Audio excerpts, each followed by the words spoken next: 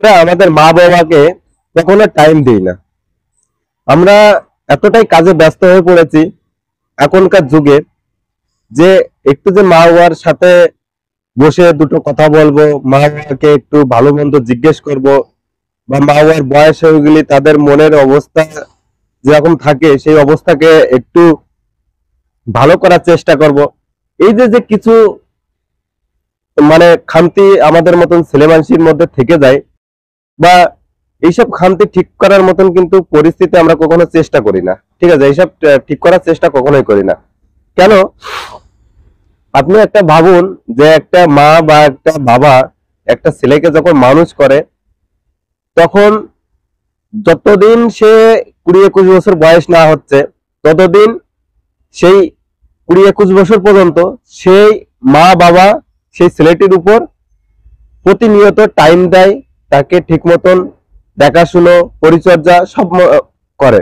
ঠিক আছে, এমনিতেই মা বাবা সারা জীবন ছেলেদের লালন পালন করে। যতদিন মা বাবা বেঁচে থাকে ততদিন লালন পালন করে তার ছেলে মেয়েদের। কিন্তু মেন যে লালন পালনটা, যতদিন সে সাবালক না হচ্ছে, যতদিন সে নিজের ভালো না বুঝতে শিখছে, নিজেরটা করে না খেতে পারছে, ততদিন মা বাবা তার পাশে থাকে। তাহলে বুঝুন, একটা ছেলে না না করে 20-21 বছর লাগে এটা এটা পরিপূর্ণ হতে। সেই 20-21 বছর পর্যন্ত মা বাবা কিন্তু সেই ছেলেটার পাশে সবসময় থাকে। ঠিক আছে, কিন্তু আমরা আমরা মা বাবা কিন্তু একদিন সবাই চলে যায় পৃথিবী থেকে। আমার মা বাবা চলে যাবে, আমরাও একদিন চলে যাব। তো এরকম ভাবে প্রতিনিয়ত কিন্তু মানুষ চলে যেতেই থাকবে। ঠিক আছে, কেউ চিরস্থায়ী না পৃথিবীর বুকে।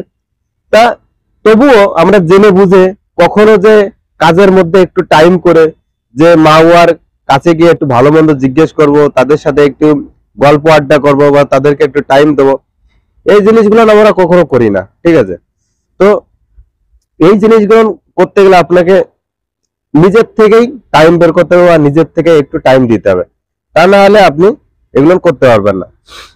কারণ প্রত্যেকটা মানুষ সারা জীবন কাজ করবে, আর যদি আপনি নিজেকে সবসময় ব্যস্ত রাখেন, তা আপনি সারা জীবনই ব্যস্ত থেকে যাবেন। ঠিক আছে, না নিজের প্রতি কোনো টাইম দিতে পারবেন, না পরিবারের প্রতি কোনো টাইম দিতে পারবেন, না মা বাবার প্রতি কোনো টাইম দিতে পারবেন। ঠিক আছে, সেই ব্যস্ততার মধ্যে আপনাকে টাইম জোগাড় করতে হবে, সেই ব্যস্ততার মধ্যে আপনাকে সবকিছু জোগাড় করতে হবে। তবে আপনি যে একজন ঠিকঠাক মানুষ, যেটা করার দরকার, ঠিক আছে, সেটা আপনি করতে পারবেন।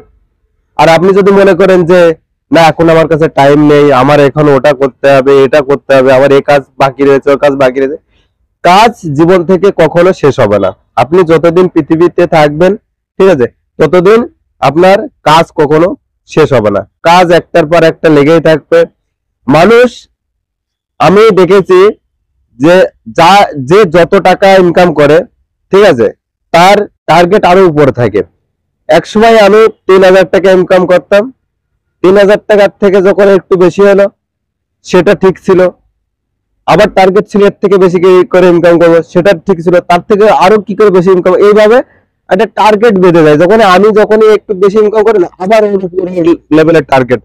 এই যে মানুষের আশা, স্বপ্ন, তারপরে অর্থ উপার্জন, এইগুলো না কোনো লিমিটেড হয় না।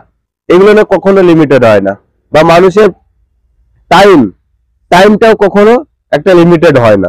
ঠিক আছে, তো সবকিছুই ঊর্ধ্বে চলে। এইগুলোর ঊর্ধ্বেই তোমাকে এইসব করতে হবে, এইসব টাইম বের করা বা যত কিছু গুছানো, সব এর মধ্যেই করতে হবে।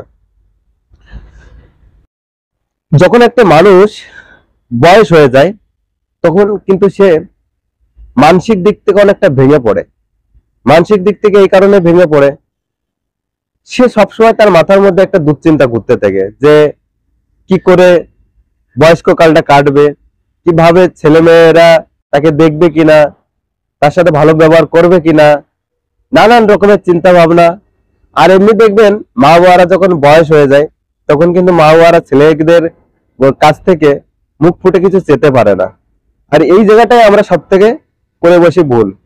আমার কথা হচ্ছে, কোনো মা বাবা কোনো ছেলের হাত কাছে কিছু চেয়ে নিতে পারে না। কারণ সে ভাবে যে আমার ছেলের কাছ থেকে আমি আজকে একটা 2 টাকার জিনিস নেবো, আমার ছেলেটার ওই টাকাটা থাকলে কাজে লাগবে। কিন্তু এটা একটা ছেলের বুঝতে হবে বা একটা মেয়ের বুঝতে হবে যে না, মা বাবাকে চাওয়ার আগে তাদের হাতে টাকাটা ধরে দিতে হবে যে মা এই টাকাটা আমি দিলাম, বাবা এই টাকাটা আমি দিলাম, তুমি এই টাকাটা নিয়ে খরচা করো, ঠিক আছে?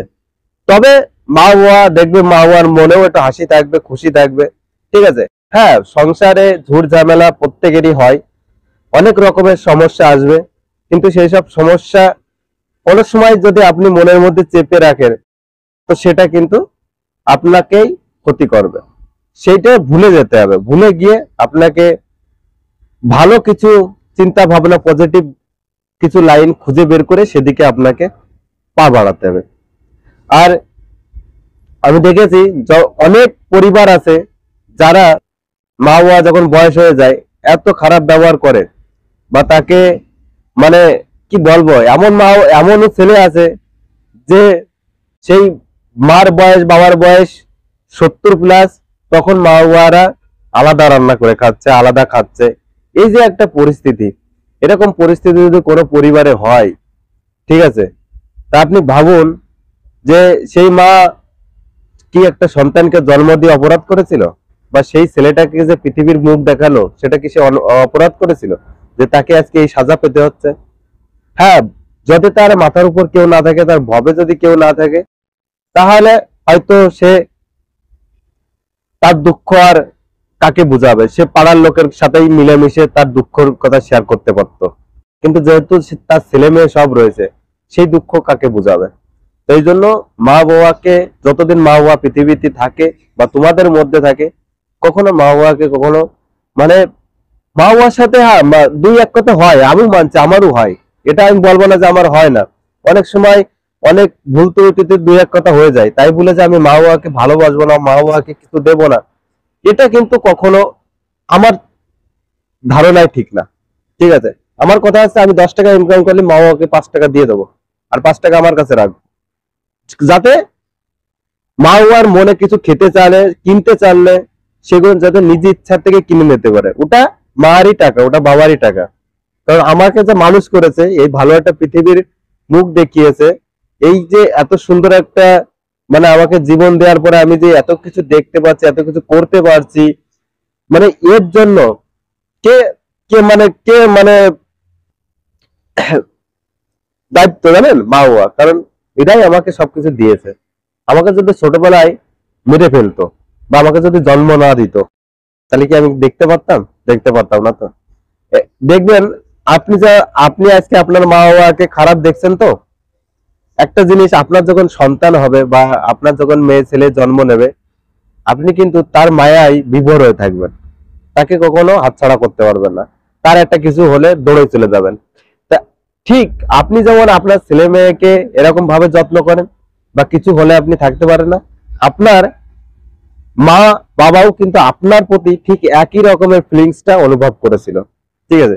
কিন্তু আপনি আপনি কিন্তু সেই ফিলিংসটা আপনার মা বাবার প্রতি দেখাচ্ছেন না, ঠিক আছে? তো ভিডিওটা বেশি বড় করলাম না। যদি কেউ মা বাবাকে একটু ভালোবেসে থাকো, অবশ্যই আমার এই ভিডিওতে একটা লাইক, শেয়ার, কমেন্ট করে দিও। অ্যাকচুয়ালি ভিডিও বানাতে আমি বাইরে টাইরে যেতে পারি না, কারণ আমার যে কাজ, সেই কাজ করে উঠে আমি বেশি একটা টাইম পাই না। যেটুকু টাইম পাই, তো এই ছাদের উপর দাঁড়িয়ে আমি একটা ভিডিও বানানোর চেষ্টা করি। যদি কেউ এই ভিডিওটা ভালো লাগে, লাইক, শেয়ার, কমেন্ট একটু করে দিও, খুব ভালো লাগবে। সবাই ভালো থাকবে।